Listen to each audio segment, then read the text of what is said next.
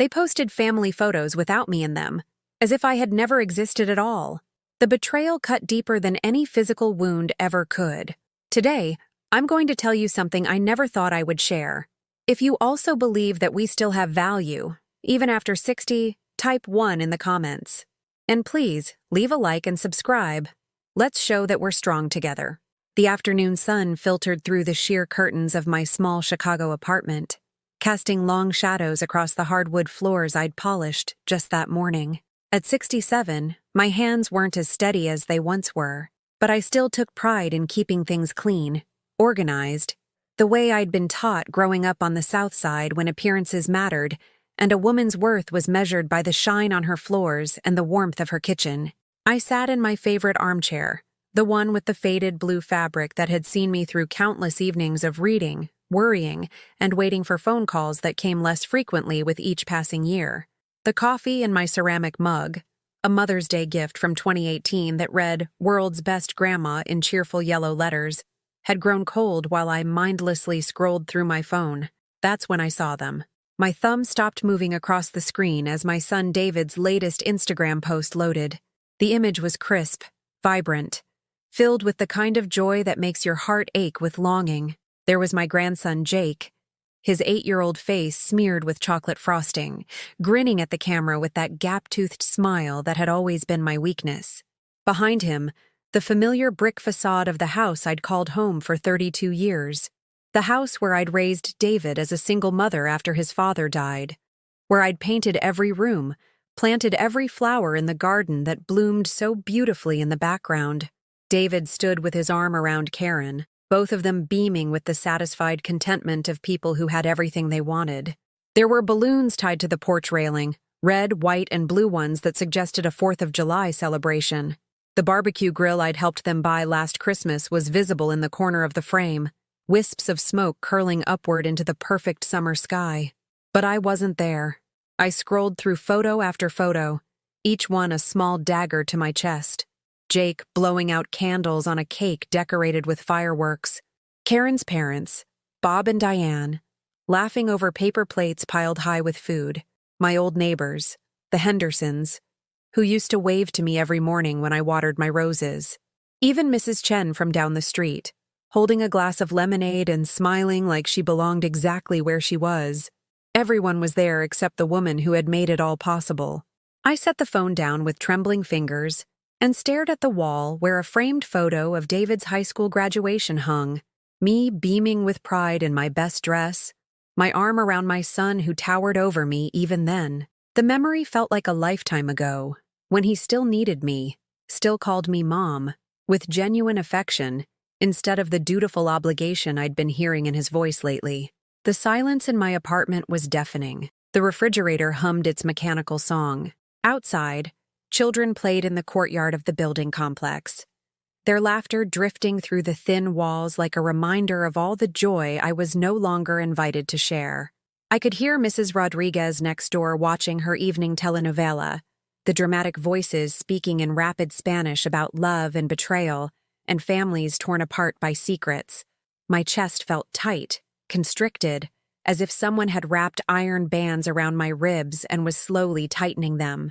This wasn't the first time I'd been excluded from family gatherings, but seeing the photographic evidence made it undeniable. I wasn't forgotten. I was deliberately erased. I picked up my phone again, my arthritic fingers moving slowly across the screen as I dialed David's number. It rang once, twice, 3 times, then went to voicemail. His recorded voice, cheerful and confident, invited me to leave a message after the beep, but my throat had closed up completely. What could I say? Why wasn't I invited to my own grandson's birthday party? Why did you celebrate in my house without me? Instead, I hung up and tried texting. Saw the photos. Jake looked so happy. Hope you had a wonderful time. The message showed as delivered, then read, but no response came. I waited 20 minutes, then an hour, checking my phone every few minutes like a teenager waiting for a text from a crush. The silence stretched between us like a chasm that had been growing wider for months, without me fully acknowledging it.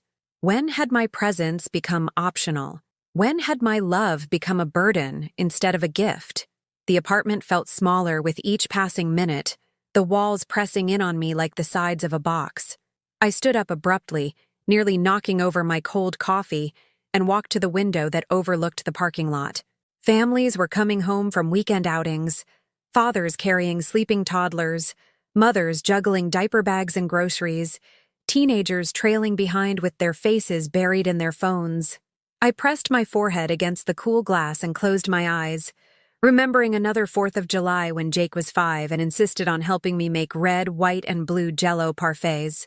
His small hands had shaken with concentration as he spooned the layers into clear glasses. And when he'd accidentally mixed the colors together, creating a purple mess, he'd looked up at me with worried eyes and said, "Grandma." I broke the flag. I'd laughed and hugged him close, telling him that purple was my favorite color anyway, and we'd eaten every single one of those imperfect parfaits while watching fireworks from the front porch. David had been there too, sitting on the steps with his guitar, playing the patriotic songs his father had taught him before cancer took him away when David was only 15. Where had that closeness gone? When had family gatherings become events I learned about through social media, instead of phone calls asking what I could bring to share? My reflection in the window showed a woman I barely recognized. Gray hair that had lost its careful styling hours ago, eyes red-rimmed with tears I hadn't realized I'd been crying, wearing the simple blue blouse I'd put on that morning with no one to see it but myself. I looked like someone who had been forgotten, someone who no longer mattered enough to include in the important moments. The realization hit me like a physical blow. I had become invisible in my own family. That night, I lay in bed staring at the ceiling, listening to the sounds of the city settling into darkness around me. Sirens wailed in the distance. A dog barked somewhere in the building. The elevated train rumbled past on its last runs of the evening, carrying people home to families who were waiting for them, who had saved them a plate from dinner, who would ask about their day and mean it.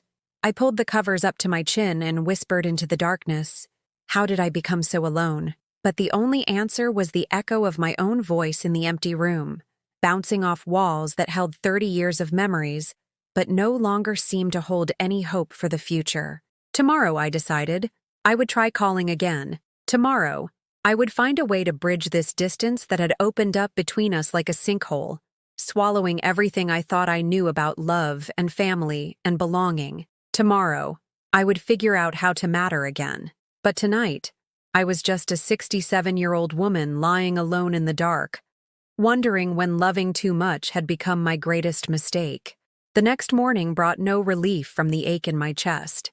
I sat at my small kitchen table, surrounded by photo albums I'd pulled from the closet during a sleepless night, their pages spread open like wounds exposing decades of memories. Each photograph told the story of a woman who had given everything, and apparently, it still wasn't enough. There was David at 3 years old, sitting on my lap in our old apartment on Division Street, both of us wearing matching Christmas sweaters I'd knitted during the long nights after his father's funeral. My face in that photo radiated joy despite the exhaustion etched around my eyes. I'd been working 2 jobs then, cleaning offices downtown before dawn and waitressing at Murphy's Diner until closing, just to keep us afloat. I traced my finger over another photo, David's first day of kindergarten. He stood proudly in front of Lincoln Elementary, wearing the new backpack I'd saved for 3 months to buy. His lunch money carefully counted out in quarters because that's all I had. Behind his confident smile, I could see the worry in his 5-year-old eyes, the same worry that had lived in my own heart every day since his father died, leaving us with nothing but medical bills and a mortgage I could barely afford. The phone bill lay unopened on the table beside me, along with the electric notice and the property tax statement for the house, my house, that David and Karen now called their own. Funny how they'd been so eager to move in when I offered them free rent after Jake was born. "Just temporarily, Mom," David had said, "until we get on our feet." That was 8 years ago. 8 years of me paying the mortgage, the insurance, the repairs while they lived rent-free and saved for their future. 8 years of me babysitting Jake every weekend so they could have date nights and couple time. 8 years of cooking Sunday dinners that grew smaller as their excuses grew more elaborate. I flipped through more pages, each one a testament to my devotion. David's high school graduation, where I'd worked overtime for 2 months to afford the party he wanted. His college acceptance letter to Northwestern. A dream I'd made possible by taking out a second mortgage and working 3 jobs to pay tuition while he studied business. The proud photo of him in his cap and gown, his arm around me, whispering, "I couldn't have done this without you, Mom." When had gratitude turned into expectation? When had my sacrifices become invisible, as commonplace as breathing? I remembered the night he'd called me crying because Karen was pregnant and they weren't ready. "Mom, I don't know what to do. We can't afford a baby right now. Karen wants to move back in with you until we figure things out." I'd said yes without hesitation, clearing out my craft room to make space for a nursery, buying a crib, and changing table with money I'd saved for a long overdue vacation. Jake's baby pictures filled the next album. Me holding him in the hospital while Karen recovered from a difficult delivery. Me walking the floors at 3 in the morning when he had colic, rocking him while David slept because he had an important presentation the next day. Me teaching Jake his first words, his first steps taken in my living room while his parents were at a friend's wedding. Every milestone, every moment of joy, I'd been there. Not just present, essential. The backbone that held everything together while others took the credit. I found the photo from Jake's second birthday. David had gotten a promotion at the marketing firm, and they'd wanted to celebrate at an expensive restaurant downtown. "Can you watch Jake, Mom? This is really important for my career." I'd spent the evening playing peekaboo with my grandson while his parents toasted their success with champagne I couldn't afford. The pattern was always the same. When they needed something, a babysitter, a loan, a place to stay, someone to help with Jake when he was sick, I was the first call. But when it came to celebrations, achievements, or simply wanting to spend time together as a family, I somehow became an afterthought. I opened my laptop and scrolled through David's Facebook page, going back months. There were dozens of photos from their life, dinner dates, weekend trips, Jake's school events. In not one of them was I included, not even tagged in the comments. It was as if I existed only when they needed something from me, invisible the rest of the time. The breaking point had come 6 months ago, though I'd tried to push the memory away. Jake had been diagnosed with pneumonia and Karen had called me in tears. "Mom, I can't miss work this week. I just got promoted to regional manager. Can you take care of Jake until he's better?" I'd dropped everything, of course. Canceled my plans with my book club, postponed a doctor's appointment I'd been waiting 2 months for, and spent a week nursing my grandson back to health. I'd slept on his bedroom floor so I could monitor his breathing, cooked his favorite chicken soup from scratch, read him story after story until my voice was hoarse. When Karen came to pick him up, she'd barely thanked me. "Oh, good. He looks better. David and I are taking him to Disney World next week to celebrate his recovery." They'd planned an entire vacation, one they'd never mentioned to me, never thought to include me in. I'd done the hard work of nursing him through illness, and they got to be the heroes who gave him magic. I closed the photo albums and walked to the window, looking out at the street where I'd raised my son. Mrs. Peterson across the way was watering her garden, the same one she'd tended for 40 years. She waved when she saw me, and I managed a weak smile in return. She had 3 daughters who visited every Sunday, grandchildren who ran to her with hugs and sticky kisses. What had she done differently? What had I done wrong? The truth settled over me like a heavy blanket. I had loved too much and asked for too little in return. I had made myself so available, so reliable, so willing to sacrifice my own needs, that I'd taught them my love was free and my presence was optional. I thought about the conversation I'd had with Karen just last month. I'd suggested we plan something special for my upcoming birthday, maybe dinner at that Italian place Jake loved, or a simple family gathering at the house. Karen had looked at me with barely concealed irritation. "Mom, we're really busy right now.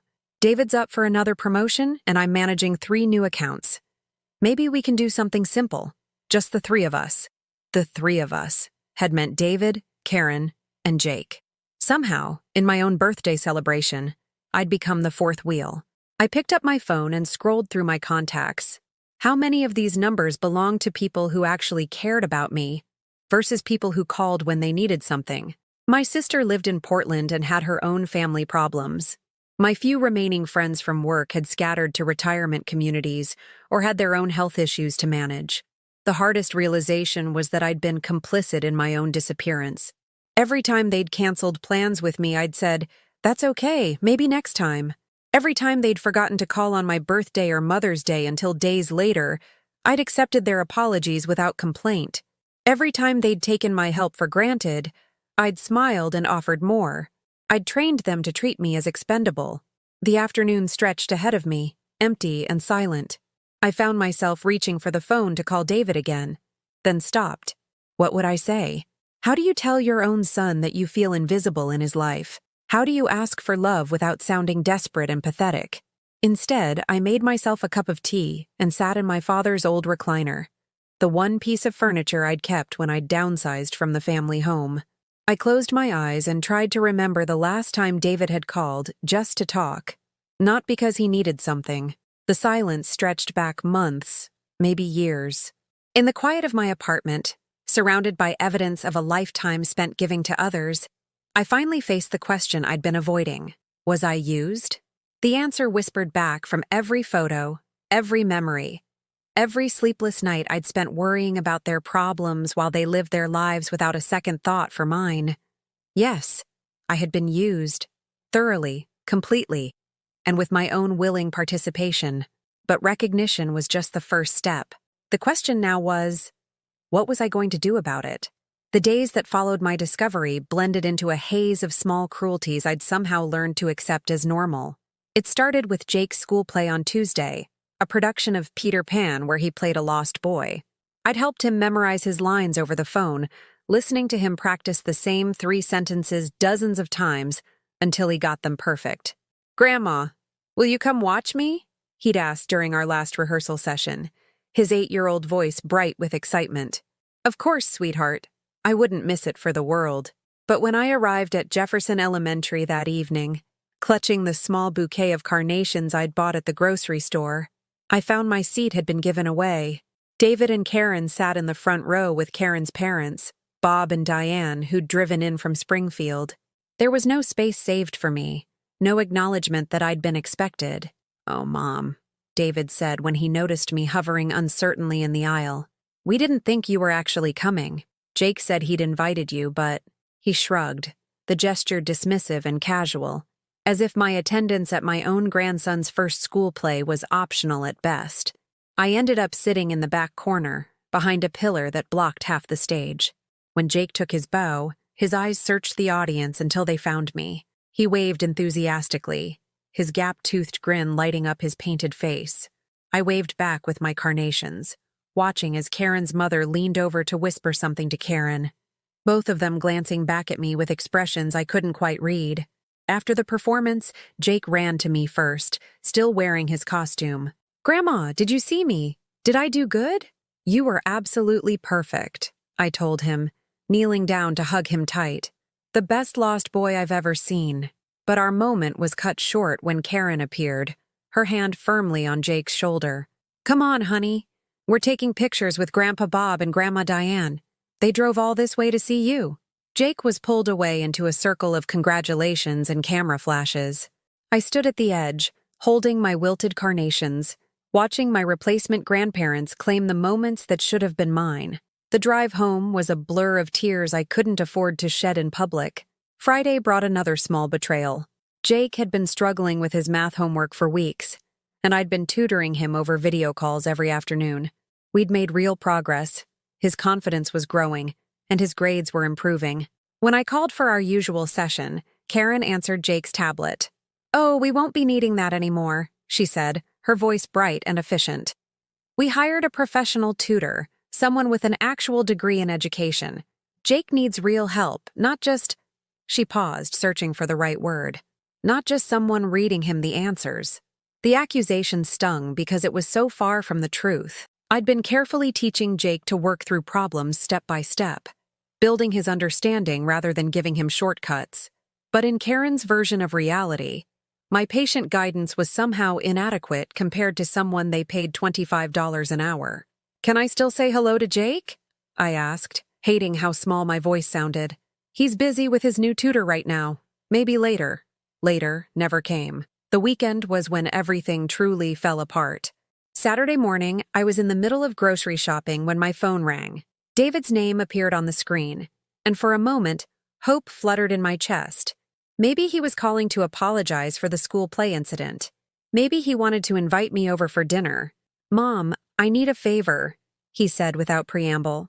"Karen's car is in the shop, and we need someone to drive Jake to his soccer practice and then pick him up. Can you do that?" The familiar pattern. Call Grandma when you need something. But I said yes, of course. I always said yes. "Great. Practice starts at 10 and you'll need to pick him up at noon. Make sure you're on time. The coach gets annoyed when parents are late." I abandoned my half-filled shopping cart and drove across town to their house, my house, arriving 15 minutes early as I always did. Jake came running out in his uniform, his excitement infectious despite my growing resentment toward his parents. "Grandma, will you watch my practice? I learned how to do a bicycle kick." "I'd love to watch," I told him, and I meant it.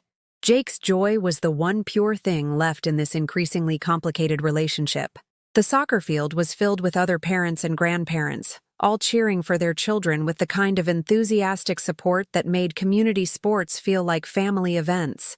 I found a spot on the bleachers and settled in to watch Jake run up and down the field with the focused determination of someone who'd inherited his grandfather's athletic genes. Halfway through practice, I noticed a commotion near the parking lot.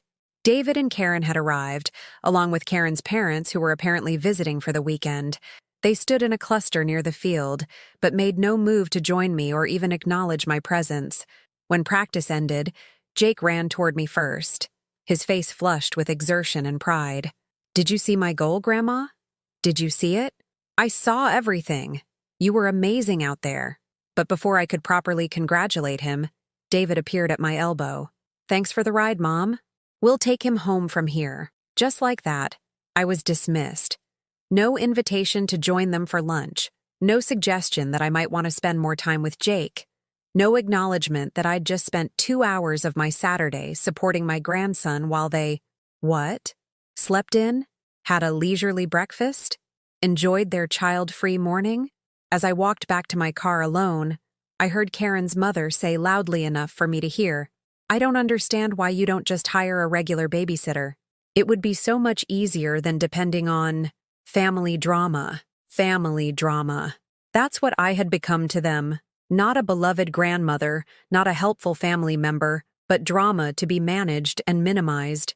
The final blow came Sunday evening. I was making dinner, just scrambled eggs and toast, the simple meal of someone cooking for one, when my phone buzzed with a text message. It was from Karen, sent to what I realized was a group chat that included David, her parents, and several people I didn't recognize. "Family dinner tomorrow at 6 p.m. Bringing homemade lasagna and garlic bread. Can't wait to see everyone." I stared at the message, reading it 3 times before the implications sank in. They were having family dinner in my house, without me. The group chat had clearly been created specifically to exclude me while appearing to include family. My hands were shaking as I scrolled up through the message history I'd apparently been added to by mistake. Weeks of conversations about family plans, Jake's activities, vacation ideas, all discussed and decided without any input from me. I saw references to Margaret's house as if it was their property to use for gatherings. References to babysitting situations and the grandmother problem. The grandmother problem. That's what I was to them. In one particularly painful exchange from 2 weeks ago, I read Karen writing, "We need to set better boundaries. She just shows up sometimes expecting to be included, and it's getting awkward with my parents here so much now." David's response, "I know. I'll talk to her about calling first. Maybe we can schedule specific times when she can see Jake." Schedule specific times. Like I was a service provider who needed to book appointments to see my own grandson. I set the phone down carefully, as if it might explode in my hands. The eggs I'd been cooking had burned in the pan, filling my small kitchen with acrid smoke that matched the burning sensation in my chest. I turned off the stove and stood there in the growing darkness, letting the reality of my situation wash over me like cold water. They hadn't simply excluded me from their celebrations. They had been actively planning my exclusion. discussing me like I was a problem to be solved rather than a person to be loved, meeting in my own house to decide how little of their lives they were willing to share with me. I walked to my bathroom and looked at myself in the mirror. The woman staring back at me looked older than her 67 years, worn down by decades of accepting less than she deserved. Her gray hair needed styling. Her clothes hung loose on a frame that had grown thin from cooking for others and forgetting to feed herself properly. When had I become so easy to dismiss? When had my presence become something they tolerated rather than enjoyed? I thought about all the times I'd bitten my tongue when they made plans without me. All the times I'd smiled and said, "That's okay," when they canceled our arrangements for something better. All the times I'd pretended not to notice when they edited me out of photos, out of stories, out of their lives. I picked up my ceramic coffee mug, the one that said "World's Best Grandma," and for a moment, I wanted to throw it against the wall and watch it shatter into pieces that matched how I felt inside. Instead, I set it down gently and whispered to my reflection, "No more." For the first time in decades, I was going to stop accepting crumbs and start demanding the respect I'd earned through a lifetime of unconditional love. The question was, did I have the strength to follow through? Outside my window, the city lights twinkled like stars, each one representing a life being lived, a family sharing dinner, a grandmother being valued and included. Tomorrow, I decided, I would find out what it felt like to matter again, even if it meant losing everything I thought I couldn't live without. Monday morning, I did something I'd never done before. I turned off my phone and didn't answer when they called. For the first time in 8 years, when David needed his reliable mother to solve his problems, I simply wasn't available. The first call came at 8:47 a.m. I watched David's name flash on the screen as I sipped my coffee, letting it ring until voicemail picked up. 20 minutes later, Karen called, then David again. By noon, I had 7 missed calls and a string of increasingly urgent text messages. "Mom, where are you? Need you to pick up Jake from school. Emergency at work. Margaret, please call back. Something came up with my presentation. Mom, call me back. Jake is waiting at school and no one else can get him." I sat in my quiet apartment, watching the panic unfold through their messages, and felt something I hadn't experienced in years. Power. They needed me, and for once, I wasn't there to catch them when they fell. At 2:30 p.m., my doorbell rang. Through the peephole, I saw David standing in the hallway, his usually perfect hair disheveled, his tie loosened, his face flushed with the kind of stress that came from having his carefully organized world suddenly become unpredictable. I opened the door slowly, not inviting him in. "Mom, what the hell? Why aren't you answering your phone? Do you know what kind of position you put us in today?" His voice carried the sharp edge of someone accustomed to having his problems solved immediately. "I was busy," I said simply, leaning against the doorframe. "Busy? Busy with what?" He looked past me into my apartment as if expecting to see evidence of some urgent activity that could justify my unavailability. Karen had to leave her presentation early to get Jake. Her boss wasn't happy. This could affect her promotion. "I'm sorry to hear that," I replied, my voice steady and calm in a way that seemed to unnerve him more than anger would have. David stared at me for a long moment, his expression shifting from frustrated to confused. Are you okay? You're acting weird." "I'm fine, just tired of being taken for granted." The words hung between us like a challenge. David's face went through several expressions: confusion, defensive irritation, and finally a dawning awareness that this conversation wasn't going to follow the usual script where I apologized for inconveniencing them and promised to do better. "What's that supposed to mean?" I pulled out my phone and showed him the group chat messages. "It means I saw this. All of it." The blood drained from his face as he recognized the text thread. His mouth opened and closed several times before he managed to speak. "Mom, those messages were taken out of context. We weren't trying to exclude you. We were just planning family dinners in my house without inviting me. It's not your house anymore, Mom. You gave it to us, remember? You said we could live there." The casual cruelty of his words hit me like a physical blow. "I let you live there rent-free to help you get on your feet. That doesn't mean I gave up my right to be included in family gatherings held in the home I paid for." David ran his hands through his hair. a gesture I remembered from his teenage years when he'd been caught in a lie. Look, maybe we could have communicated better, but you have to understand. Karen's parents are visiting more often now, and it gets complicated when there are too many people involved. We need space to be our own family unit. Space from me specifically. That's not what I said, but it's what you meant. I stepped back into my apartment. I've been thinking a lot since I saw those messages, David. About how I raised you, about the sacrifices I made, about the kind of man I thought you'd become. His defensive posture shifted slightly, and for a moment I saw a flicker of the boy who used to cry in my lap when he'd disappointed me. Mom, please don't do this. Don't make everything about the past. The past is what built this present. The past is me working 3 jobs to pay your college tuition while eating ramen noodles for dinner. The past is me co-signing your mortgage when your credit wasn't good enough. The past is me babysitting Jake every weekend for 8 years so you could build your career and your marriage. We appreciate everything you've done, do you? Because appreciation looks different than planning my exclusion from family events. David glanced at his watch, his patience clearly wearing thin. I don't have time for this guilt trip right now. Karen's waiting for me to get home. We need to talk about Jake's schedule for the rest of the week. Then you should probably call a babysitter. I'm not available. The words came out calmly, but they landed like a bomb. David's face went white, then red. What do you mean you're not available? You're always available. Not anymore. Mom, you can't just... Jake is your grandson. You can't punish him because you're upset with us.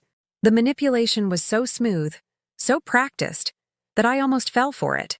Make it about Jake. Make me the villain for protecting my own emotional well-being. I'm not punishing Jake. I'm protecting myself from being used by people who see me as a convenience rather than family. David stepped closer, his voice dropping to the tone he'd used as a teenager when he wanted something expensive. Come on, Mom. You're being dramatic. We love you. You know that. When was the last time you called me just to talk?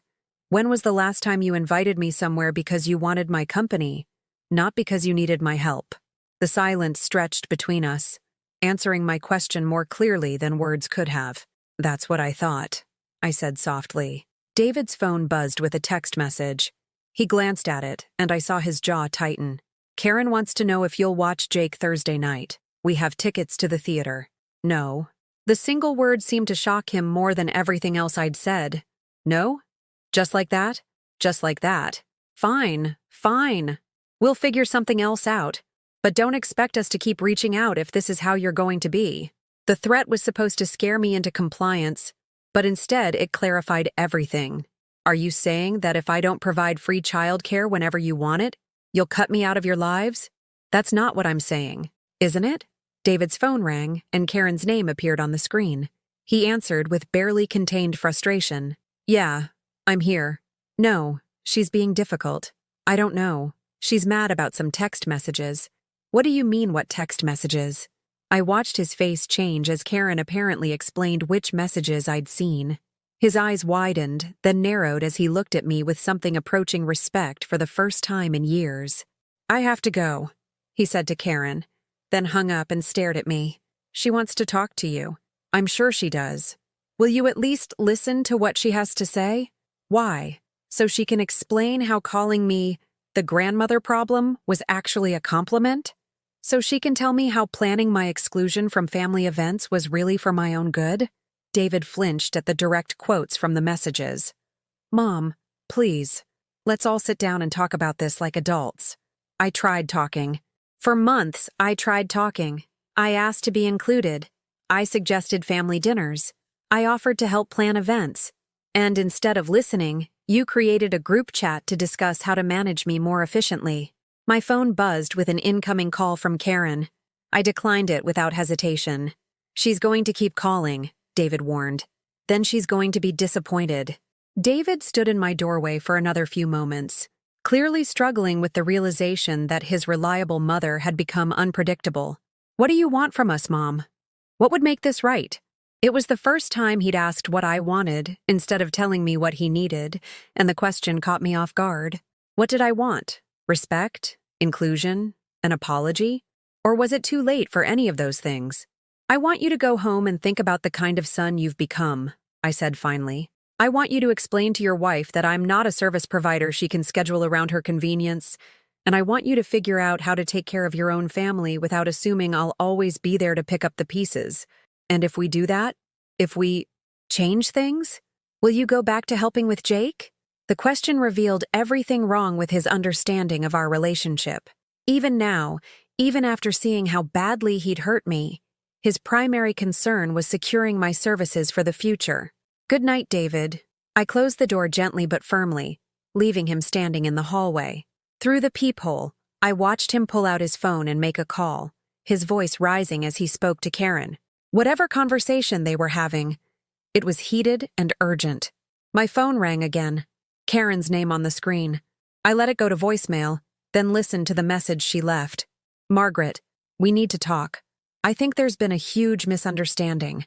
I never meant for you to see those messages, and they don't represent how we really feel about you. Please call me back so we can clear this up. The words were carefully chosen, designed to make me doubt what I'd read with my own eyes. But I'd learned something important today. The moment I stopped being available, they panicked. The moment I stopped accepting their treatment silently, they scrambled to manage the crisis. For the first time in years, I held the power in our relationship. The question was, what was I going to do with it?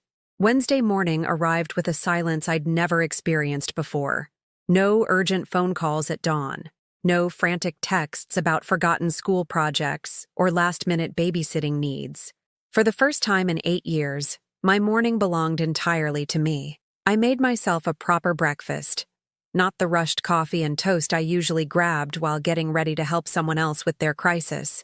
Real eggs, bacon, fresh orange juice, and toast with the strawberry jam I'd been saving for special occasions that never seemed to come. I ate slowly, savoring each bite while reading the newspaper from front to back instead of just skimming headlines between interruptions. At 10 a.m., my phone buzzed with a text from David. Mom, I've been thinking about our conversation. Can we meet for lunch today? My treat. The old me would have dropped everything and rushed to meet him, grateful for any attention he was willing to spare. The new me, this woman I was still learning to be, typed back, I have plans today, maybe next week. I didn't have plans. But that wasn't the point. Within minutes, my phone rang.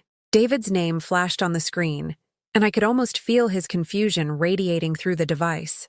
I let it go to voicemail, then listened to his message. Mom, what plans? You never have plans on Wednesdays. Just call me back, okay? We really need to talk. The assumption in his voice, that I never had plans, that my life was empty enough to be constantly available for his convenience, crystallized something inside me. He was right, of course. I hadn't had my own plans in years. Every Wednesday, every day really, had been structured around their potential needs, their schedules, their emergencies. But today was different. I walked to my closet and pulled out the blue dress I'd bought 6 months ago, but never worn. It was more elegant than my usual practical clothes, with a flattering cut that made me feel feminine instead of invisible. I'd bought it impulsively, imagining wearing it to family dinners or special occasions that never materialized. Today, I was going to wear it for myself. I did my makeup carefully, taking time with the small rituals of self-care I'd abandoned in favor of rushing to solve other people's problems. I styled my gray hair instead of just pulling it back in the utilitarian ponytail that had become my default. When I looked in the mirror, I saw a woman who looked like she mattered, like she had somewhere important to be. My first stop was the bank. I'd been thinking about the financial aspect of my situation all night, and I'd realized something that probably should have occurred to me years ago. I was still paying for everything while they lived rent-free in my house. The mortgage, the property taxes, the insurance, all in my name, all my responsibility, all draining my modest retirement savings while David and Karen built their nest egg. They'd never once offered to help with these expenses, treating my home like a free resource they were entitled to use. I'd like to speak with someone about my mortgage account, I told the customer service representative, a young woman who looked at me with the kind of professional courtesy reserved for people wearing blue dresses instead of grocery store uniforms. An hour later, I walked out of the bank with paperwork that would change everything. I'd learned that as the sole owner of the house, I had options I'd never considered. Options that would force David and Karen to start taking responsibility for their own lives. My next stop was the law office of Patricia Chen, an attorney I'd found through Google who specialized in family property issues. Her office was in a downtown high-rise I'd driven past thousands of times, but never imagined I'd have reason to enter. "Mrs. Morrison," Patricia said, reviewing the documents I'd brought.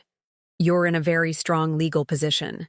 The house is yours, the mortgage is in your name, and you've been allowing your son and his family to live there without a formal rental agreement. What are my options?" "Several. You could establish a formal lease arrangement with market-rate rent. You could sell the house and require them to move. Or you could simply give them legal notice to vacate, which would give them 30 days to find alternative housing." The possibilities hung in the air like doorways to different futures. For the first time in years, I was the one with choices instead of obligations. "What would you recommend?" Patricia smiled, and I sensed she'd handled similar situations before. "That depends on what outcome you want. Are you trying to repair the relationship, or are you ready to prioritize your own financial security?" The question forced me to confront something I'd been avoiding. What did I actually want from this situation? Did I want David and Karen to apologize and include me in their lives? Or had too much damage been done for that kind of reconciliation? "I want them to understand that I'm not their safety net anymore," I said finally. "I want them to treat me with respect, not take me for granted." Then I'd suggest starting with a formal lease agreement. Market rate for a 4-bedroom house in that neighborhood would be around $2,800 a month. If they agree to those terms and begin treating you with the respect you deserve, you maintain the relationship. If they refuse or continue their current behavior, you have legal grounds to proceed with eviction. $2,800 a month. I thought about the $47 left in my checking account after paying their mortgage this month, the prescription medications I'd been rationing because I couldn't afford to refill them, the retirement savings I'd been depleting to subsidize their lifestyle. "Draw up the lease agreement," I said. That afternoon, I did something I hadn't done in over a decade. I went shopping for myself. Not practical shopping for groceries or household necessities, but the kind of shopping that was about pleasure and self-care and remembering what it felt like to want things. I bought new sheets for my bed, soft cotton ones in a sage green that made me think of spring mornings. I bought a small potted orchid for my kitchen windowsill, something beautiful and alive to brighten the space where I ate my solitary meals. I bought a novel by an author I'd never read, something completely divorced from my responsibilities and obligations. At the coffee shop near my apartment, I ordered an expensive latte with extra foam and found a table by the window where I could watch people walking by with their own lives and purposes. A young mother pushed a stroller while talking animatedly on her phone. An elderly man fed pigeons from a bench across the street. College students hurried past with backpacks full of textbooks and dreams. For the first time in years, I felt like I was part of the world instead of just serving it. My phone buzzed with another call from David, then Karen, then a text from Jake's iPad. "Grandma, Mommy says you're mad at us. Are you coming to my soccer game Saturday?" The message from Jake hit differently than the others. He was innocent in all this, caught in the middle of adult dysfunction he couldn't understand. But even his message had been filtered through his parents. "Mommy says you're mad at us." Instead of his own words wondering where I'd been, I typed back, "I love you very much, sweetheart. I hope you have a wonderful game." I didn't promise to attend. For the first time, I was going to let them figure out their own transportation and support systems. As the afternoon wore on, the calls and messages from David and Karen became more frequent and increasingly desperate. I could trace their growing panic through the progression of their communications. 10 a.m., David. "Let's have lunch and talk." 2 p.m., Karen. "Margaret, please call me back. We need to discuss Jake's schedule." 4 p.m., David. "Mom, this silent treatment is ridiculous. We're family." 6 p.m., Karen. "I don't know what we did wrong, but we need to work this out." 7 p.m., David. "Fine. If you want to be petty, that's your choice. But don't blame us when Jake asks why Grandma doesn't care about him anymore." The last message was pure manipulation, designed to make me feel guilty for protecting my own emotional well-being. The old me would have been devastated by the accusation that I didn't care about Jake. The new me recognized it as a desperate attempt to regain control over someone who was no longer controllable. I turned off my phone and drew a bath with the expensive bath salts I'd bought myself that afternoon. As I sank into the hot water, surrounded by the scent of lavender and the soft light of candles I'd lit for no reason other than they made me happy, I felt something I hadn't experienced in years: peace. No one needed me to solve their problems. No one was waiting for me to sacrifice my comfort for theirs. No one was taking my availability for granted because I wasn't available to be taken. For the first time in decades, I was living my own life instead of serving everyone else's. The silence that had once felt lonely now felt like freedom. The evening that stretched ahead of me, empty of obligations and demands, felt like possibility. Tomorrow, Patricia would deliver the lease agreement to David and Karen, and they would be forced to choose between treating me with respect or finding somewhere else to live. Either way, I would no longer be funding my own disrespect.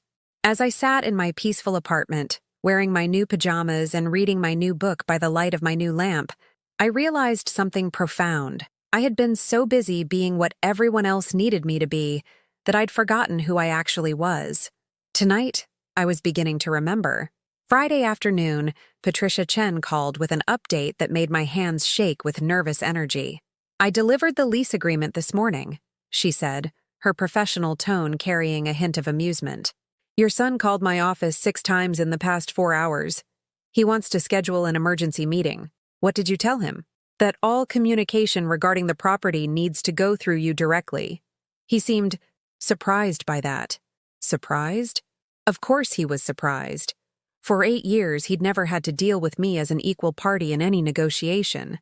I'd always been the accommodating mother who said yes to everything and asked for nothing in return. The lease agreement Patricia had drafted was comprehensive and fair.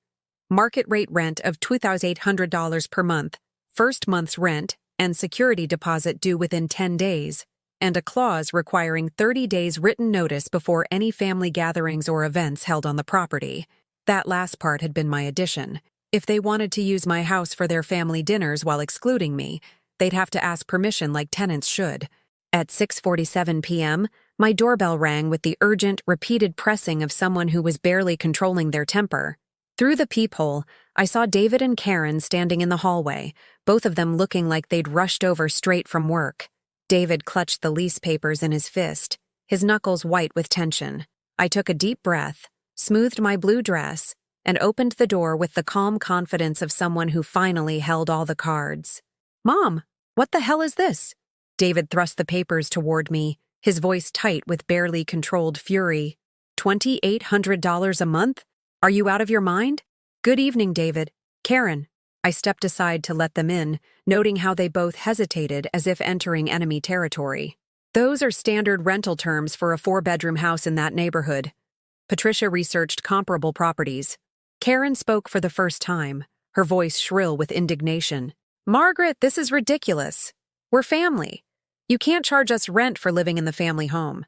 "It's not the family home," I said quietly.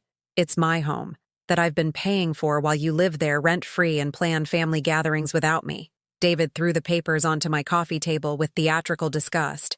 "This is what this is about? You're still upset about some stupid text messages?" "Sit down," I said, gesturing to my sofa. "Both of you." They remained standing, their posture defensive and confrontational. So I sat down myself and looked up at them with the patience of someone who had finally found her power. "This isn't about text messages, David. This is about 8 years of me subsidizing your lifestyle while you treat me like an inconvenience. This is about you taking my kindness for weakness and my love for granted." Karen crossed her arms. "We never asked you to pay our mortgage. You didn't have to ask. I offered because I thought we were family helping family. I thought I was investing in our relationship, not funding my own exclusion from your lives." David began pacing in the small space between my couch and kitchen, his agitation obvious in every sharp movement. "So what? You want us to pay you rent now? Like we're strangers? I want you to contribute to the household you live in, yes. And I want you to treat me with the respect that any landlord would expect from their tenants." "This is insane," Karen said, her voice rising. "We can't afford $2,800 a month on top of everything else. David's car payment, my student loans, Jake's activities. Then you'll need to make some choices about your priorities." I said calmly. The same way I've had to make choices about mine. David stopped pacing and stared at me with something approaching desperation. Mom, please, don't do this. We'll include you more, I promise. We'll have you over for dinner every Sunday. You'll what? Schedule me into your lives like a recurring appointment? Add me to your group chat so I can watch you plan events I'm not invited to? The reference to the group chat made both of them flinch.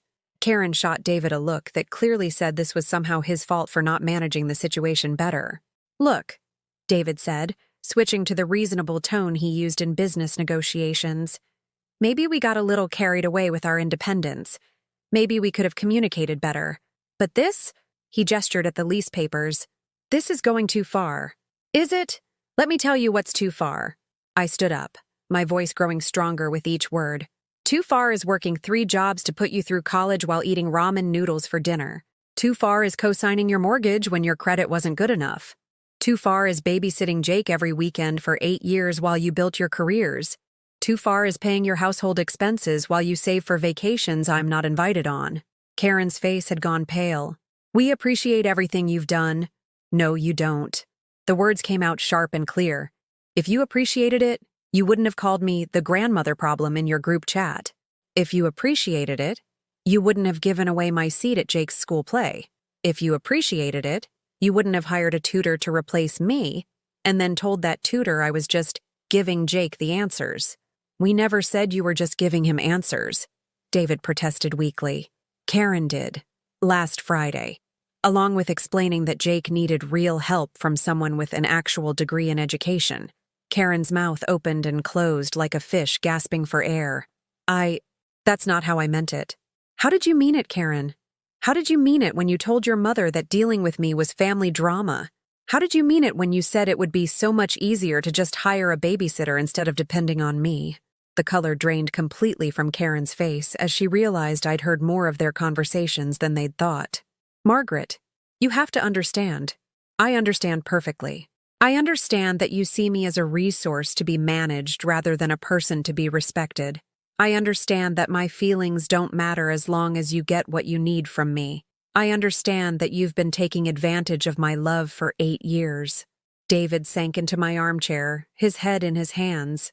When he looked up, his eyes were red with what might have been tears or might have been frustration. What do you want from us, Mom? Tell me what you want, and I'll make it happen. I want you to pay fair rent for the house you live in, or I want you to find somewhere else to live. I want you to stop treating me like a service you can call when you need something and ignore when you don't. I want you to include me in family decisions that affect me, or I want you to stop making those decisions in my house. And if we can't afford the rent? Karen asked, her voice small and defeated. Then you'll need to find housing you can afford, like every other adult in America. The silence that followed was heavy with the weight of changed circumstances. For 8 years, they'd operated under the assumption that I would always be there to catch them when they fell, always available to solve their problems, always willing to accept whatever scraps of attention they were willing to throw my way. David pulled out his phone and started typing. I need to call some people. See what our options are. What kind of options? I asked.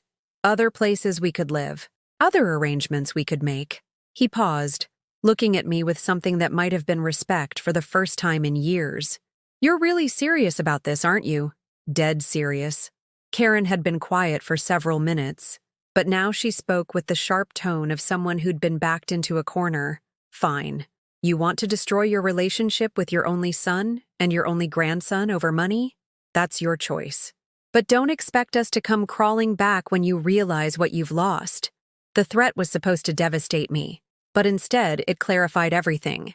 Karen, I've already lost my relationship with you. You destroyed it the moment you decided I was a problem to be managed instead of a person to be loved. This isn't me destroying anything. This is me refusing to keep funding my own disrespect. David stood up, his face cycling through emotions I couldn't quite read. Mom, if we agree to this, if we sign the lease and pay the rent, things are going to be different between us. I'm counting on it. I mean really different. We won't be family in the same way anymore. We'll be landlord and tenants. Will we? Or will we finally be adults dealing with each other as equals instead of me being your backup plan and emergency fund? He stared at me for a long moment, then picked up the lease papers from my coffee table. We need time to think about this. You have until Monday, I said. Sign the lease and pay the deposit, or start looking for somewhere else to live. As they reached my door, Karen turned back with one final attempt at manipulation. What about Jake? You're willing to uproot him from the only home he's ever known just to prove a point. Jake will be fine wherever you decide to live. What he won't be fine with is growing up thinking it's acceptable to use people who love you. After they left, I sat in my quiet apartment and felt something I hadn't experienced in decades. The satisfaction of standing up for myself without backing down. My hands were shaking slightly from the adrenaline, but my heart felt lighter than it had in years. Monday would bring their answer. They would either sign the lease and begin treating me with respect, or they would find somewhere else to live, and I would finally be free from subsidizing people who saw my love as a weakness to exploit. Either way, I would never again accept being treated as less than I was worth. For the first time in 8 years, the power in our relationship was exactly where it belonged, in my hands. Monday came and went without a word from David or Karen. Tuesday brought silence. By Wednesday, I realized they weren't going to sign the lease. They were calling my bluff, betting that I wouldn't follow through on eviction proceedings against my own family. They were wrong. Thursday morning, I called Patricia Chen and instructed her to begin formal eviction proceedings. As I hung up the phone, I felt a strange lightness in my chest, as if I'd been holding my breath for 8 years and could finally exhale. That afternoon, I did something I hadn't done since I was a young woman. I went to a travel agency.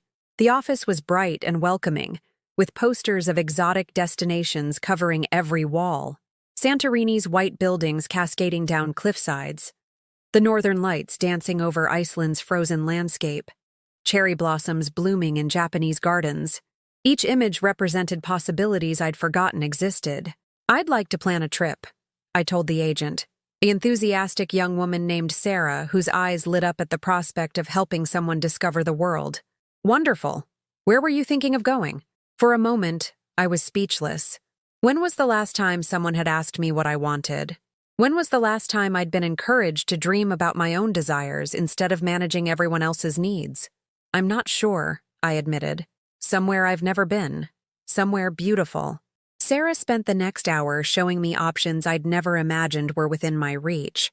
With the money I'd been spending on David's mortgage, insurance, and property taxes, I could afford a 2-week cruise through the Mediterranean, or a tour of Ireland's countryside, or a cultural immersion experience in Tuscany. Take your time deciding, Sarah said, handing me a folder full of brochures.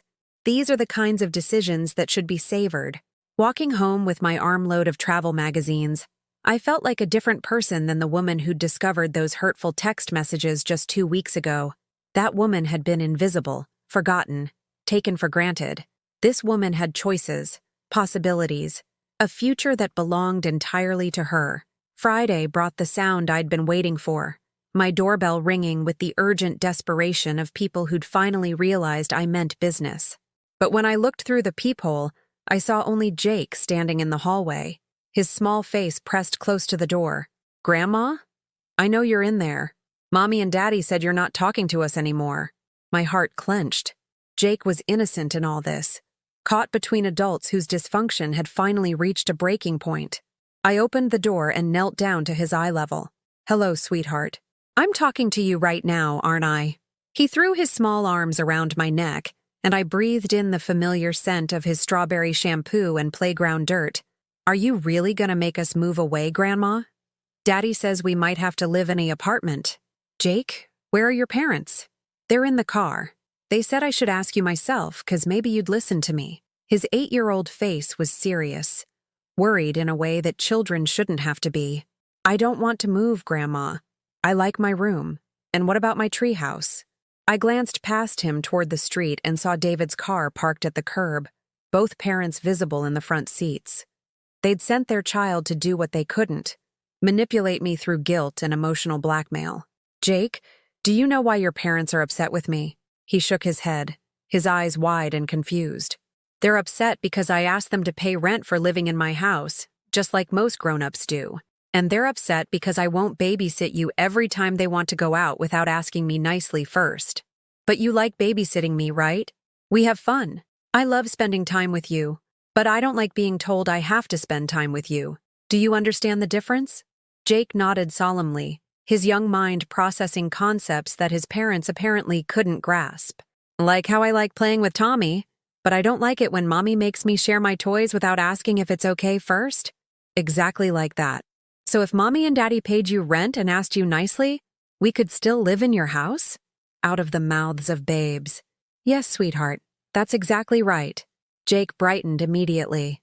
I'll go tell them. He started to run toward the car, then stopped and came back to hug me again. I love you, Grandma. You're not really mad at me, are you? I could never be mad at you, Jake. You're the best grandson in the whole world. I watched him run to the car and climb into the back seat, his young voice animated as he explained to his parents what seemed perfectly obvious to an 8-year-old mind. Through the windshield, I could see David and Karen's faces as Jake delivered his innocent wisdom about asking nicely and paying rent like grown-ups do. David got out of the car and walked slowly toward my door. His shoulders slumped in defeat. He's right, isn't he? It really is that simple. It really is. We've been making this about everything except what it's actually about. He looked older than his 37 years, worn down by a week of confronting the reality that actions have consequences. It's not about the money, is it? It's about respect. It's about respect, I confirmed. And we haven't been giving you any. No, you haven't.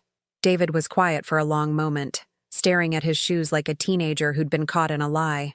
Karen's parents offered to help with the rent money. They think we should sign the lease. And what do you think? I think I've been an asshole to the woman who sacrificed everything to raise me. His voice broke slightly. I think I forgot that you're not just my mother. You're a person with feelings and needs and the right to be treated with dignity.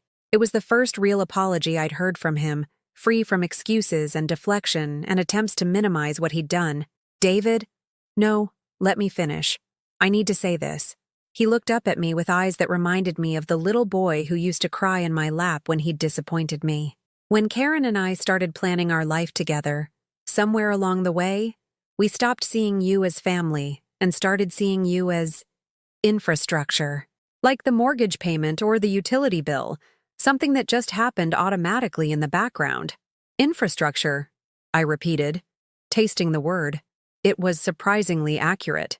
We forgot that infrastructure needs maintenance, that it can break down if you don't take care of it, that it belongs to someone who deserves appreciation for providing it.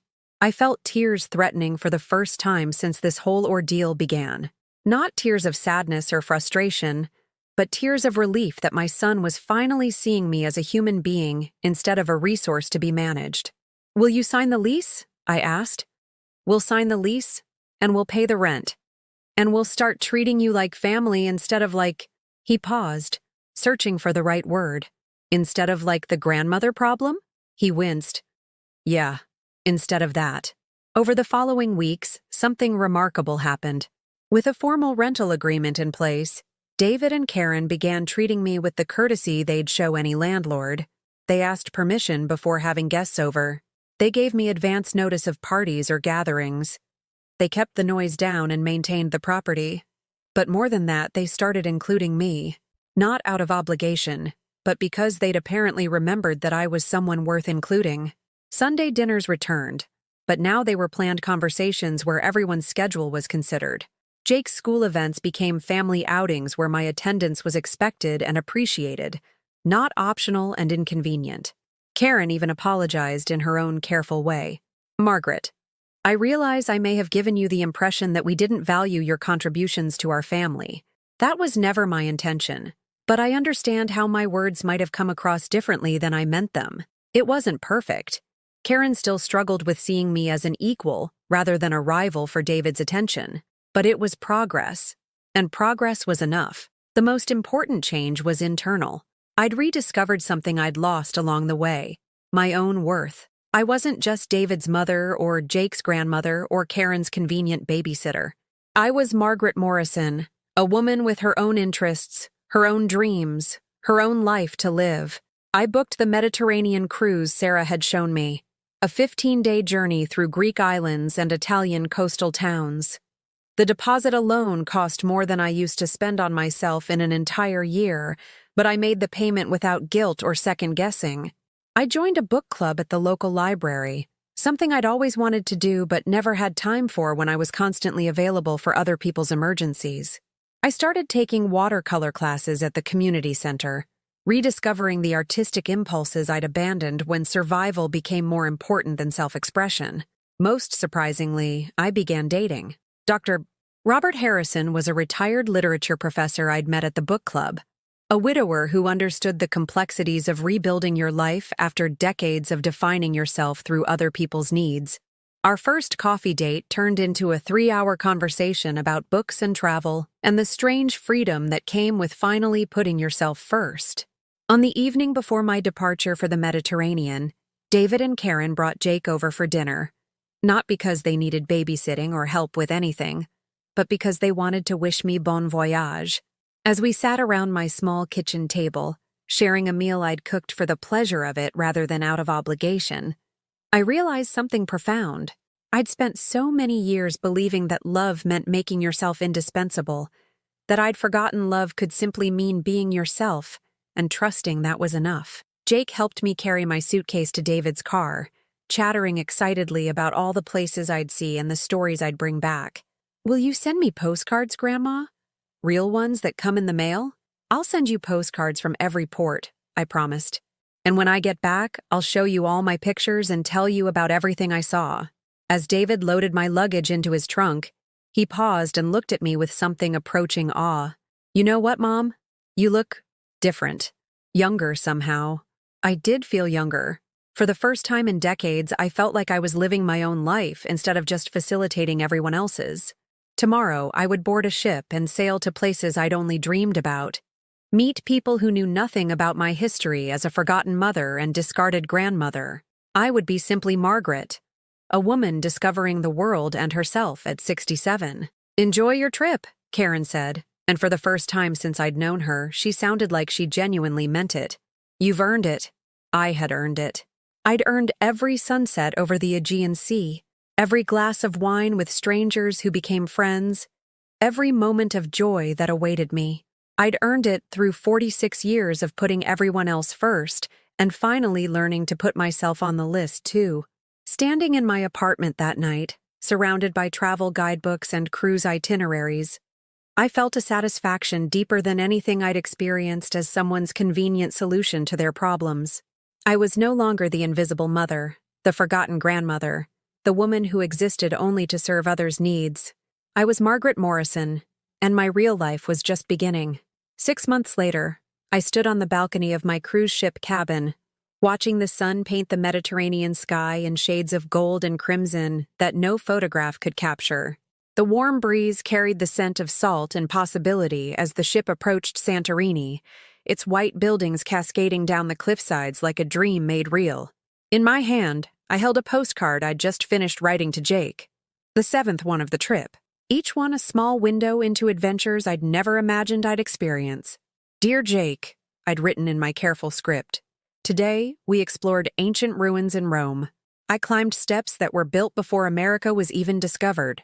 Tomorrow we're going to see where gladiators used to fight. I can't wait to tell you all about it when I get home. Love, your traveling grandma." The woman writing that postcard bore little resemblance to the invisible grandmother who'd sat in her lonely apartment 6 months ago, wondering how she'd become so forgettable in her own family's life. This woman had confidence in her step, purpose in her days, and stories that belonged entirely to her. My travel companions for dinner that evening were Elena, a retired teacher from Boston, and Frank, a widowed architect from Denver. We'd met on the first day of the cruise and had fallen into an easy friendship based on shared curiosity about the world and the particular freedom that came with traveling without having to accommodate anyone else's preferences or schedules. "Margaret, you're glowing," Elena said, as we shared a bottle of Chianti at a small cafe overlooking the Aegean Sea. "I've never seen someone embrace their independence quite so completely." "It took me 67 years to learn that I was allowed to have preferences," I replied, surprising myself with the honesty. I spent so many decades being whatever other people needed me to be that I forgot I was allowed to be myself. Frank raised his glass in a toast. To second acts and new beginnings. As we clinked glasses, I thought about the text messages waiting on my phone from David and Karen. They'd been sending regular updates about Jake's activities, asking my opinion on decisions that affected the family, sharing photos from events they attended. The messages had a different tone now.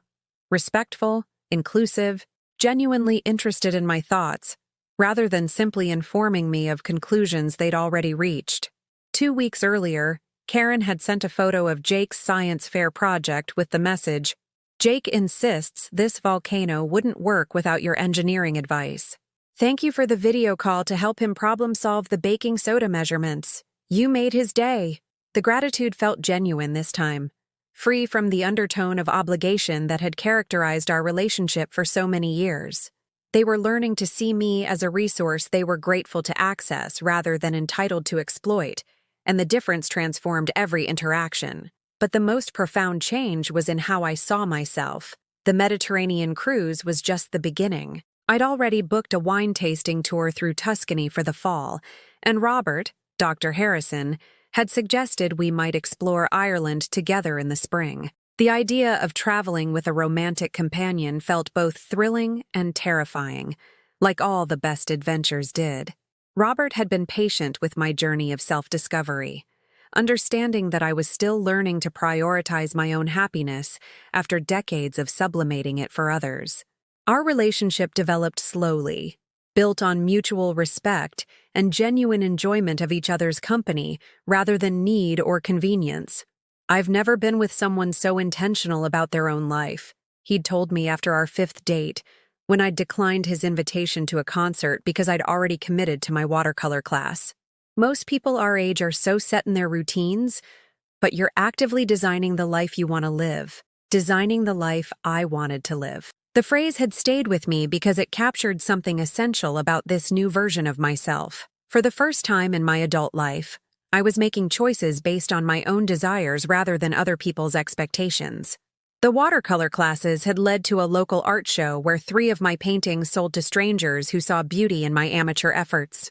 The book club had introduced me to authors and ideas that challenged my thinking and expanded my worldview. The travel had shown me that the world was vast and welcoming to women who were brave enough to explore it alone. Each new experience added layers to my identity that had nothing to do with being someone's mother, grandmother, or convenient solution to their problems. I was Margaret the artist, Margaret the traveler, Margaret the woman who read philosophy for pleasure and learned Italian for the sheer joy of speaking a beautiful language.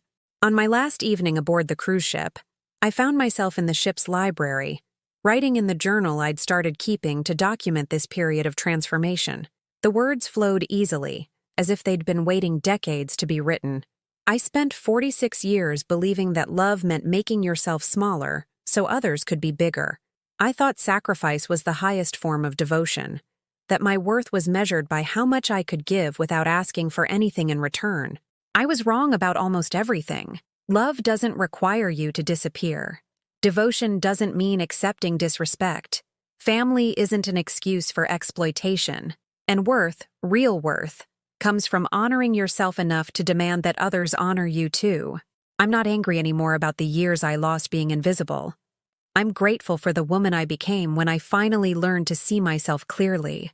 She's stronger than I expected, braver than I imagined, and happier than I thought possible at this stage of life. The ship's captain announced over the intercom that we'd be arriving in Barcelona the next morning, marking the end of our Mediterranean adventure. But for me, it felt more like the continuation of a journey that had no predetermined destination, only the promise of discovering what came next. Back in Chicago, my apartment had been transformed into a space that reflected my new sense of self. The walls displayed my watercolor paintings alongside photographs from my travels. The bookshelves held novels in 3 languages and guidebooks for destinations I planned to visit. The kitchen table where I'd once eaten lonely dinners now hosted regular dinner parties for my book club friends and art class companions. Jake visited every other weekend, our time together structured around activities we both enjoyed, rather than my constant availability for his parents' convenience. We painted together, read together, planned imaginary adventures to places we'd seen in my travel photos. Our relationship had deepened because it was chosen rather than assumed, nurtured rather than taken for granted. "Grandma, are you famous now?" he'd asked during his last visit, pointing to the small newspaper article about my art show that I'd framed and hung in my kitchen. "I'm not famous, sweetheart, but I'm finally visible." "What does that mean?" "It means people see me for who I really am, not just what I can do for them." He'd nodded solemnly, his 8-year-old mind filing away another lesson about how grown-ups should treat each other with respect and recognition. David had noticed the change, too. "Mom, I don't know how to say this without sounding awful, but you seem happier without us needing you all the time." "I'm happier being wanted rather than needed," I'd replied. "There's a difference between someone choosing to spend time with you and someone having no choice but to depend on you." The rental arrangement had evolved into something that worked for everyone. David and Karen paid their rent promptly and treated the house with the care of tenants who understood their landlord deserved respect. I collected income that funded my new adventures while maintaining ownership of the property I'd worked so hard to afford. Most importantly, our family interactions became voluntary rather than obligatory, making them more precious because they were freely chosen.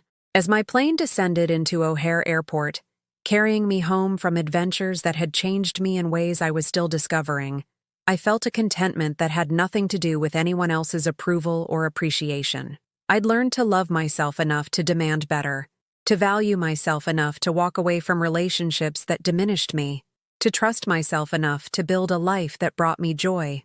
The woman who'd sat in her empty apartment 6 months ago, crying over family photos that didn't include her, had been mourning the wrong loss. She'd thought she was grieving the end of her importance to her family. In reality, she'd been witnessing the birth of her importance to herself. Now, as I collected my luggage and headed home to an apartment that reflected my own taste, my own interests, my own dreams, I carried with me the most valuable souvenir of all, the knowledge that it's never too late to become the person you were meant to be. The family photos on my walls now included pictures of me traveling solo, me laughing with new friends, me proudly displaying my artwork, me living a life that belonged entirely to me. In every image I was visible, not as someone's convenient solution or reliable backup plan, but as Margaret Morrison, a woman who'd finally learned to matter to the person whose opinion mattered most. And if you're listening to this story and recognizing yourself in the woman I used to be, the one who gives everything and asks for nothing, who makes herself smaller so others can be bigger, who accepts invisibility as the price of love, I want you to know something important. You deserve better. You deserve to be seen, to be valued, to be treated with the respect that comes automatically when you respect yourself enough to demand it. Have you ever felt invisible in your own family? Have you ever given so much of yourself that you forgot who you were underneath all that sacrifice? Comment below and share your story. You're not alone in this journey. If this message resonated with you, please like this video and subscribe to this channel. Someone in your life needs to hear that it's never too late to reclaim your worth, and your support helps these stories reach the people who need them most. Remember, you matter, your happiness matters, and you deserve to be visible in your own life.